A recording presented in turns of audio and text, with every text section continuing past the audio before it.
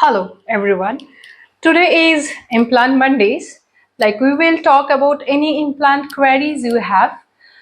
Today's topic is like if you have a missing tooth and you are wondering should I get a dental implant or a dental bridge, and you are confused which treatment to accept.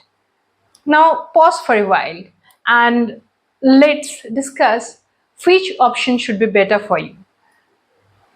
When we are making a dental bridge, we need to grind the adjacent teeth next to the missing tooth. So it reduces or it removes the natural healthy tooth structure. On the other hand, when you're placing an implant, we place a titanium implant body inside the bone. And in this procedure, we don't need to cut any natural healthy tooth structure next to that missing tooth. So the natural teeth remains as it is. Implants are more like your natural tooth. It not only preserves the healthy gums, also it helps the bone to resolve less.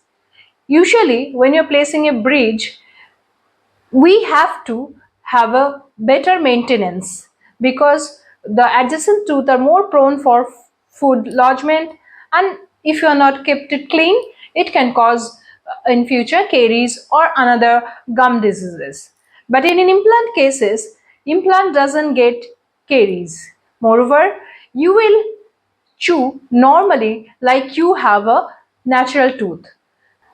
So I hope this video will clear your confusions to take the decision whether you would like to go for a dental implant or a dental bridge to replace your missing tooth.